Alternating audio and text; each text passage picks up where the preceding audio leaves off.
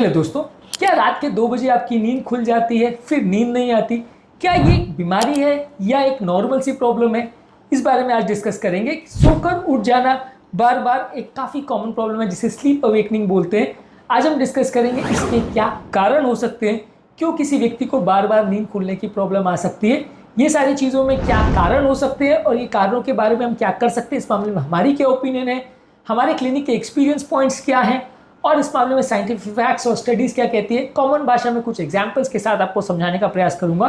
Topic पर जाने से पहले जो लोग हमारे चैनल पर नए हैं उन्हें रिक्वेस्ट करूंगा कि चैनल को सब्सक्राइब करें, वीडियोस को लाइक करें, शेयर करें, फॉलो करें, कमेंट करें, पूरा देखें। टॉपिक में काफ़ी इंटरेस्टिंग बातें होंगी इसलिए इसे एंड तक देखिएगा।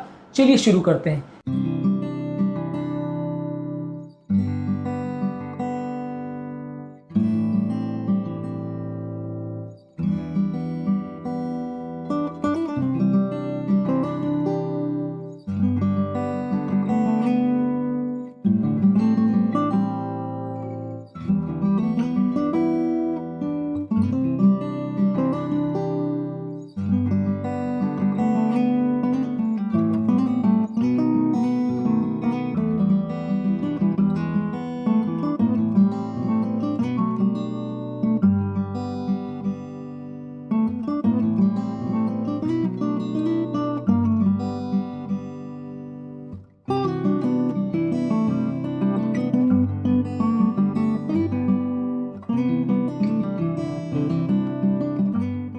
क्या आपको या आपके परिवार में किसी को स्लीप अवेकिंग प्रॉब्लम है? कमेंट सेक्शन में लिखकर हमें ज़रूर बताएं। सबसे कॉमन कारण ये होता है कि अगर किसी व्यक्ति का अगर स्लीप साइकिल कॉम्प्रोमाइज्ड है या उसको अगर स्लीप डिसऑर्डर है जिसकी वजह से उसकी नींद पूरी नहीं हो पा रही है, तो ये कारण हो सकता है जिसकी वजह से लोगों को बार बार नींद का प्रॉब्लम होता है। अगर कोई व्यक्ति को बार बार रात में पेशाब आने का प्रॉब्लम होता है यानी नॉक्टूरिया होता है, तो इसकी वजह से भी कई बार लोगों को इसका प्रॉब्लम होता है। ये उम्र दराज लोगों में, डायबिटिक लोगों में या जिन लोगों को किडनी का प्रॉब्लम है वहाँ ज़्यादा लोगों में देखने को मिलता है। हाँ, ये काफ़ी कॉमन है हमारे प्रैक्टिस में।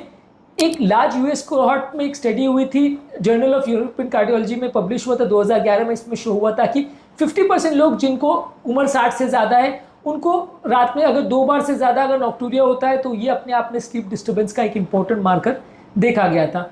कई बार कई लोग की स्लीप ही फ्रैगमेंटेड होती है, बार बार टुकड़ों में होती है। ये लगभग वैसा ही है जैसे कोई आप ट्रेन की जर्नी कर रहे हो और हर स्टेशन पर वो रुकते चली जा रही है, हर बार आपको नॉइज़ का सामना करना पड़ रहा है, तो ओवरऑल आपकी मेंटल पीस कॉम्प्रोमाइज़ हो जाती है। तो वैसे फ्रैगमेंटेड स्लीप वाले लोगों की मेंटल पीस बहुत ज़्यादा कॉम्प्रोमाइज़ हो जाती है।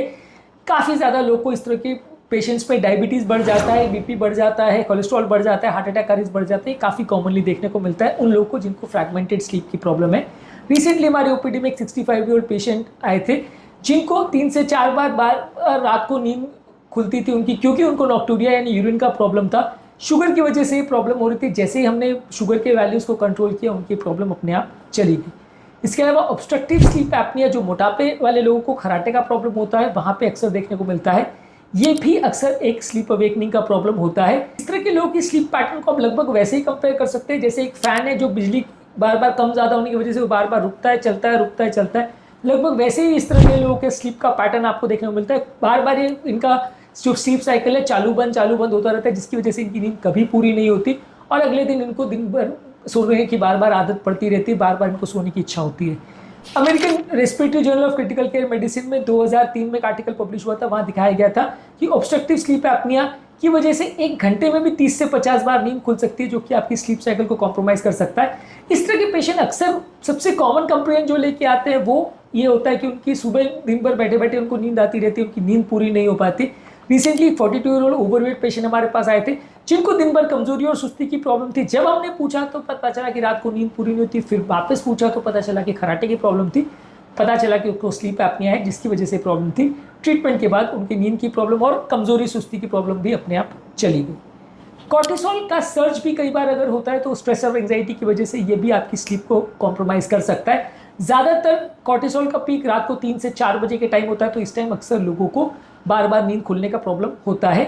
2008 में एक आर्टिकल पब्लिश हुआ था मर्लो एट अल का, जहाँ पे दिखाया गया था कि जिन लोगों का ब्लड में कॉर्टिसोल लेवल बहुत ज़्यादा होता है उसको बार बार स्लीप अराउजल ज़्यादा वैसे लोगों को देखने को मिलते हैं। रिसेंटली भी हमारे पास एक आरटी प्रोफेशनल आए थे जिनको बहुत ज़्यादा स्लीप की प्रॉब्लम थी और बार बार ये नींद टिपिकली रात को 3 बजे ही खुलती थी। उनका मेंटल स्ट्रेस कम करने के बाद अपने आप उनकी नींद की प्रॉब्लम चली गई। इसके अलावा गैस्ट्रिक एसिड रिफ्लक्स की वजह से भी कई बार लोगों को चोकिंग, खांसी और जलन का सेंसेशन होता है। रात को जब वो चित सोते हैं या सीधा सोते हैं तो अक्सर ये प्रॉब्लम ज़्यादा देखने को मिलती है। डिस्टर्ब स्लीप का कारण डाइजेस्टिव प्रॉब्लम्स देखने को मिलते हैं। अमेरिकन जर्नल ऑफ गैस्ट्रोएंटरोलॉजी में एक आर्टिकल पब्लिश हुआ था जहाँ पे 75% पेशेंट्स को जिनको गैस्ट्रोएसोफेजियल रिफ्लक्स था उनको नींद की प्रॉब्लम देखने को मिली थी और 63% लोग को बार बार स्लीप डिस्टर्बेंस की प्रॉब्लम देखने को मिली थी। इसके अलावा डिप्रेशन और मूड डिसऑर्डर्स वाले पेशेंट्स में भी मिड स्लीप अवेकनिंग्स और आरईएम स्लीप पैटर्न डिसऑर्डर ज़्यादा देखने को मिलता है। जर्नल ऑफ क्लिनिकल साइकेट्री में 2005 में एक आर्टिकल पब्लिश हुआ था, वहाँ देखा गया था कि डिप्रेशन के पेशेंट को काफ़ी अर्ली मॉर्निंग अवेकनिंग्स और रिड्यूस स्लो वेव स्लीप या रेस्टोरेटिव स्लीप काफ़ी देखने को मिलती है। ये काफ़ी कॉमनली हमारे पास होता है। रिसेंटली भी एक डिप्रेशन के पेशेंट हमारे पास आए थे जिनकी मेन प्रॉब्लम जो उन्होंने हमें बताया वो ये थी कि नींद नहीं आ रही थी। जब हमने उनकी हिस्ट्री पूछी तो उनका ब्रेकअप होने की वजह से उनको डिप्रेशन का प्रॉब्लम हुआ था। डिप्रेशन को ठीक किया, अपने आप स्लीप की प्रॉब्लम चली गई। इसके अलावा अनस्टेबल ब्लड शुगर वाले पेशेंट में रात को अगर हाइपोग्लाइसीमिया हो तो भी बार बार स्लीप अवेकनिंग्स हो सकती है। डायबिटीज़ केयर में 2003 में एक आर्टिकल पब्लिश हुआ था कि जिसमें दिखाया गया था कि लो लेवल का शुगर रात के टाइम अगर किसी व्यक्ति को हो जाए तो इसकी वजह से भी बार बार नींद खुल सकती है। इसके अलावा कुछ एनवायरमेंटल कॉजेज जैसे बहुत ज़्यादा लाइट होना, बहुत ज़्यादा नॉइज़ होना, टेम्परेचर चेंज होना, अनकंफर्टेबल मैट्रेस होना, ये सारी चीज़ें भी स्लीप अवेकनिंग कर सकती है। इसके अलावा रेस्टलेस लेग सिंड्रोम एक बीमारी है जहाँ पे रात को लोगों के हाथ पांव बिना कारण के चलते हैं। इस तरह के लोगों को भी अक्सर स्लीप अवेकनिंग्स हो सकती है। जर्नल ऑफ न्यूरोलॉजी में 2005 में एक आर्टिकल पब्लिश हुआ था जिसमें बताया गया था कि रेस्टलेस लेग सिंड्रोम का जो प्रॉब्लम है अडल्ट पॉपुलेशन में लगभग 10% लोगों को देखने को मिलता है और इनमें से 80% लोगों को स्लीप का प्रॉब्लम ज़्यादा देखने को मिलता है। इसके अलावा अगर किसी व्यक्ति को बहुत ज़्यादा स्लीप हाइजीन का प्रॉब्लम है, अगर वो अपने सोने का टाइम फिक्स नहीं रखता है, बहुत ज़्यादा चाय कॉफ़ी अल्कोहल लेता है तो भी ज़्यादा प्रॉब्लम हो सकती है। कोई व्यक्ति अगर स्टीरॉइड्स पे, डीकंजेस्टेंट पे, एंटी डिप्रेसेंट पे है और बीटा ब्लॉकर्स पे है तो भी प्रॉब्लम हो सकती है। इसके अलावा हार्मोनल चेंजेस जब सडनली होते हैं जैसे मेनोपॉज या प्रेगनेंसी होती है या मेंस्ट्रुएशन होता है तब भी लोगों को प्रॉब्लम हो सकती है। कई लोगों को लंबे समय तक अगर पेन होता है, आर्थराइटिस है, फाइब्रोमाइल्जिया का, अस्थमा का या हार्ट डिजीज का, तो वैसे व्यक्ति को भी फ्रैगमेंटेड स्लीप हो सकती है। आपके परिवार में अगर किसी को स्लीप अवेकनिंग का प्रॉब्लम है तो रात को किस टाइम ज़्यादा नींद खुलती है और किस तरह का स्लीप अवेकनिंग का पैटर्न है, कमेंट सेक्शन में लिखकर हमें ज़रूर बताएं। प्रैक्टिकल यूटिलिटी के कुछ पॉइंट्स आपको बताऊंगा जो आपको इस टॉपिक से मिली जानकारी को यूटिलाइज करने में मदद करेगी। यदि आपको स्लीप का प्रॉब्लम है तो चाय कॉफ़ी कम रखिए, मोबाइल स्क्रीन के यूजेस को कम रखिए, मानसिक स्ट्रेस को कम रखिए, आपकी ओवरऑल एनर्जी लेवल्स को इंप्रूव करिए, आपकी स्लीप साइकिल को प्रॉपर इवैल्यूएट कराइए, अगर एसिडिटी और हार्मोनल इश्यूज है तो उसको प्रॉपर इवैल्यूएट कराइए और अगर आपका साइकेट्रिक प्रॉब्लम्स कुछ है तो एक साइकेट्रिस्ट को आप कंसल्ट कर सकते हैं। अगर बार बार नींद खुल रही है तो डेफिनेटली उसको इवैल्यूएट करने की ज़रूरत है। ये आपके ओवरऑल लाइफ साइकिल को कॉम्प्रोमाइज़ कर सकता है, बहुत सारी बीमारियों का कारण बन सकता है। तो इस मामले में इसे इग्नोर करना गलत हो सकता है, ये आपके लिए काफ़ी डेंजरस भी हो सकता है। जितना डेंजरस आप इसे समझते हैं उससे कहीं गुना ज़्यादा डेंजरस हो सकता है। यदि आपको आपके स्लीप अवेकनिंग का कारण इस वीडियो में मिल गया है तो कमेंट सेक्शन में लिखकर हमें ज़रूर बताएं। नींद सिर्फ एक रिलैक्सेशन नहीं, एक हेल्थ की थेरेपी है, इसे इग्नोर मत करिए। ये आपकी बॉडी के लिए उतना ही ज़रूरी है जितना खाना खाना या जितना एक्सरसाइज करना, ये आपकी बॉडी को और हेल्थ को उतना ही ज़्यादा अफेक्ट करता है, इसलिए इसे इग्नोर मत करिए। उम्मीद करूँगा कि आज के टॉपिक में कुछ नई बातें जानने को मिली होगी। जो लोग हमारे चैनल पर नए हैं उन्हें रिक्वेस्ट करूँगा कि चैनल को सब्सक्राइब करें, वीडियोज़ को लाइक करें, सेव करें। आपके कमेंट्स का हमें इंतजार रहेगा। कमेंट सेक्शन में लिख के हमें ज़रूर बताएं कि इस टॉपिक के बारे में आपको क्या लगता है या आपकी इस मामले में क्या विशेष प्रॉब्लम्स हैं।